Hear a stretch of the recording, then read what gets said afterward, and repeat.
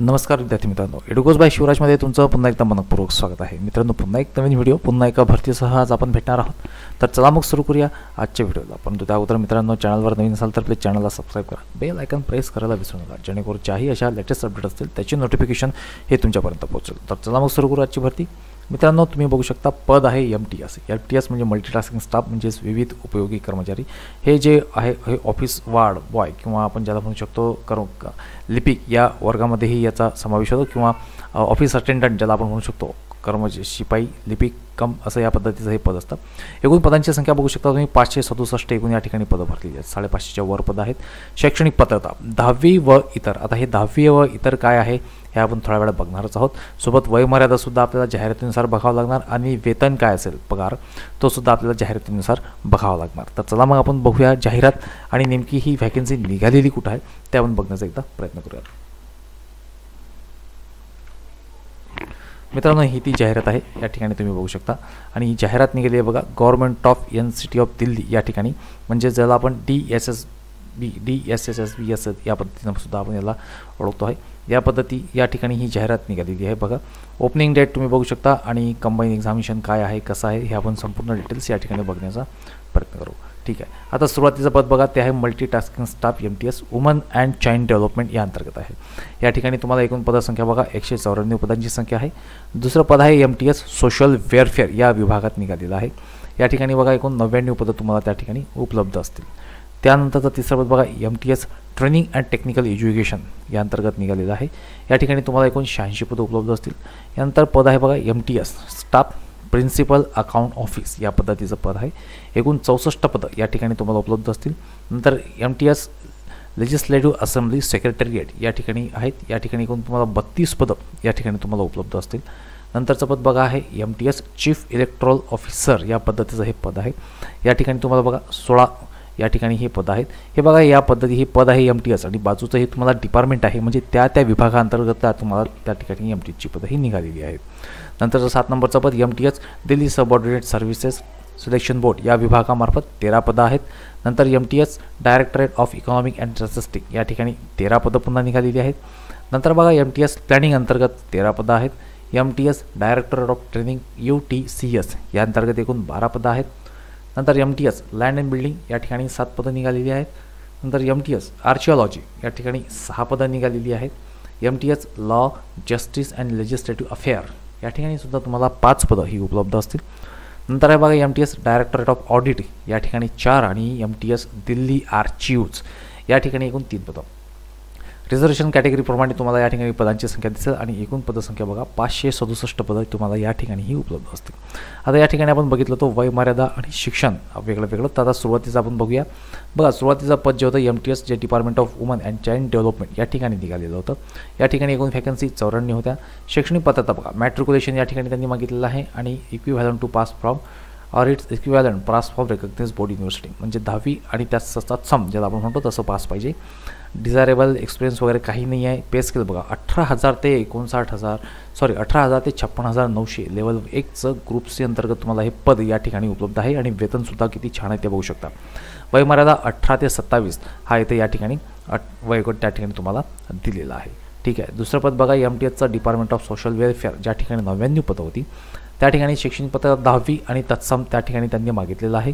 पे scale या ठिकाणी सुद्धा 18,000 ते 56,900 पे लेवल 1चं तुम्हाला वेतनमान या ठिकाणी उपलब्ध आहे. वयमर्यादा पुन्हा 18 ते 27 हा वयोगट तुम्हाला या ठिकाणी इथे उपलब्ध आहे. नंतरचं पद MTS अंतर्गत department of training and technical education अंतर्गत 86 पदं आहेत तुम्हाला या ठिकाणी. या ठिकाणी तुम्ही बघू शकता मॅट्रिक्युलेशन आणि equivalent pass from recognised board किंवा इन्स्टिट्यूट. एकूण सॅलरी बघा 18,000 ते 56,900, पुन्हा 30 सॅलरी बँड 18 ते 27 हा वयोगट त्या ठिकाणी तुम्हाला उपलब्ध असेल. नंतरचं MTS पद प्रिन्सिपल अकाउंट ऑफिस या अंतर्गत एकूण 64 पदे या ठिकाणी तुम्हाला उपलब्ध असतील. ठीक आहे. या ठिकाणी इसेन्शियल क्वालिफिकेशन बघा 10वी किंवा इक्विव्हॅलंट पास त्या ठिकाणी तुमचं असणं गरजेचं आहे. पे स्केल बघा जवळजवळ 30, 18,000 ते 56,900 वयमर्यादासुद्धा 30, 18 ते 27 हा वयोगट या ठिकाणी त्यांनी दिलेला आहे. नंतरचं पद बघा लेजिस्लेटिव्ह असेंब्ली सेक्रेटरिएट MTS या अंतर्गत पद आहे. एकूण बघा 32 पदं या ठिकाणी आपण बघितली होती. शैक्षणिक पात्रता तीच 10वी किंवा त्या इक्विव्हॅलंट एखादी पदवी किंवा शिक्षण. पे स्केल 18,000 ते 56,900, वयोमर्यादा 18 ते 27 हा इथं दिलेला आहे. नंतर MTS chief office of the chief electoral officer 16 पदं होती या ठिकाणी. 10वी आणि तत्सम या ठिकाणी पास आणि वेतन जे असेल ते 18,000 ते 56,900, वयोमर्यादा 18 ते 27. नंतरचं पुन्हा एक पद होतं बघा MTS अंतर्गत Delhi subordinate services selection board अंतर्गत 13 पदं होती या ठिकाणी. 10वी उत्तीर्ण असणं गरजेचं आणि 18,000 ते 56,900 एवढं वेतन. वयोमर्यादा बघा या ठिकाणी चेंज झालेली आहे. आतापर्यंत आपण 18 ते 27 हा वयोगट बघितला होता. आता 18 ते 25 हा वयोगट या ठिकाणी तुम्हाला MTS या पदांतर्गत DSSSB या डिपार्टमेंटकरता 18 ते 25 हा वयोगट ठेवलेला आहे. नंतरचं पद MTS directorate of economics and statistic या विभागातलं आहे. 13 पदं पुन्हा या ठिकाणी. 18,000 ते 56,900 एवढं वेतन आणि 18 ते 27 हा वयोगट या ठिकाणी होता. 9वं पद MTSचं प्लॅनिंग अँड डिपार्टमेंट अंतर्गत 13 पदं याही ठिकाणी होती. 10वी पास आणि सोबतचं तत्सम एज्युकेशन या ठिकाणी बघा पे स्केल 18,000 ते 56,900 आणि वयोमर्यादा बघा 18 ते 25 हा वयोमर्यादाचा गट या ठिकाणी तुम्हाला उपलब्ध होता. नंतर बघा MTS director of training UTC या अंतर्गत 12 पदं होती. 10वी पास असणं गरजेचं होतं. 18,000 ते 56,900 एवढं वेतनमान आणि वयोमर्यादा 18 ते 27 या ठिकाणी दिलेलं होतं. नंतर बघा MTS land and building department अंतर्गत 7 पदं होती. 10वी उत्तीर्ण असणं गरजेचं. 18,000 ते 56,900 एवढं वेतन तुम्हाला आणि बघा वयोमर्यादा 18 ते 27 हा वयोगट होता. MTS अंतर्गतच बघा डिपार्टमेंट ऑफ आर्किओलॉजीमध्ये पद निघाले होते 6. 10वी उत्तीर्ण असणं गरजेचं होतं. 18,000 ते 56,900 एवढं वेतन तुम्हाला या ठिकाणी हे उपलब्ध आहे. 18 ते 27 हा वयोगट याही पदाला लागू होणारा. MTS law justice and legislative affairs या अंतर्गत 5 पदं होती. या ठिकाणी बघा मॅट्रिक्युलेशन तुमचं त्या ठिकाणी असणं गरजेचं होतं किंवा ITI तुमच्याकडे असणं गरजेचा होता. ITI म्हणजेच may be adopted as per special requirement of the post if any, म्हणजे ज्या पद्धतीचं तुम्हाला त्या ठिकाणी ITIचं शिक्षण असेल त्या पद्धतीचं तुमचं असणं गरजेचं त्या ठिकाणी असेल. 18,000 ते 56,900 पुन्हा वेतन आणि 18 ते 27 हा वयोगट असेल. नंतरचं पद बघा आहे MTS अंतर्गत डायरेक्टर ऑफ ऑडिट या पदासाठी एकूण 4 पदं होती. 18,000 ते 56,900 एवढं वेतन होतं. ग्रुप C नॉन गॅझेटेडचं पद. 18 ते 25 बघा या ठिकाणी पुन्हा वयोमर्यादा चेंज झालेली आहे. 18 ते 25 हा तुम्हाला वयोगट असेल. नंतर बघा MTS डिपार्टमेंट ऑफ दिल्ली आर्चिव्स या अंतर्गत 3 पदं होती. पुन्हा 10वी पास. 18,000 ते 56,900 एवढं वेतन आणि 18 ते 27 हा वयोगट या ठिकाणी त्यांनी दिलेला होता. तर बघितले आपण पदसंख्या, त्याला दुसरं शैक्षणिक पात्रता आणि वयोमर्यादा.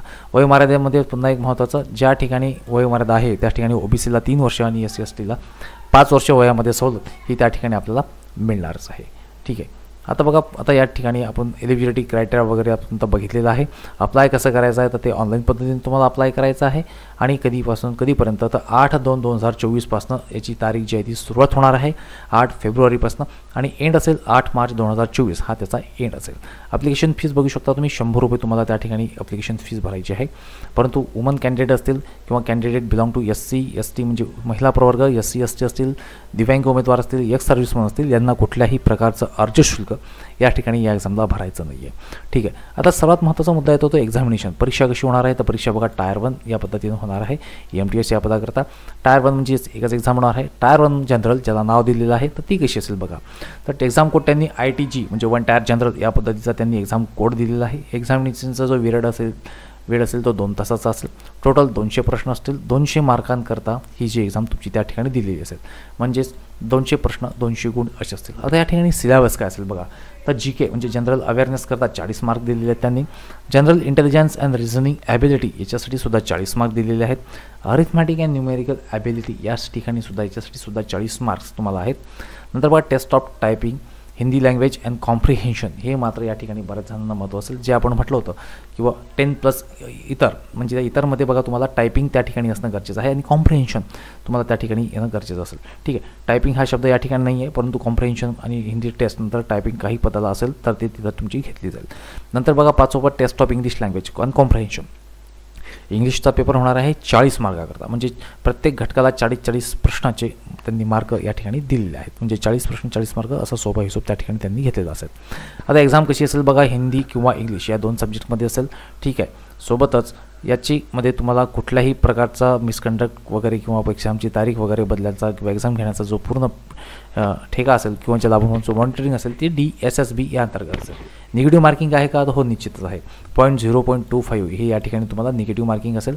आणि बघा स्किल टेस्ट किंवा endurance test will be taken as per requirement of job. जसं आपण म्हटलं होतं टायपिंग लागेल का, तर स्किल टेस्ट एंड्योरन्स टेस्टमध्ये त्या ठिकाणी आणखी काय लागू शकेल, ITHचा सुद्धा त्या ठिकाणी काही त्यांनी उल्लेख केलेला आहे.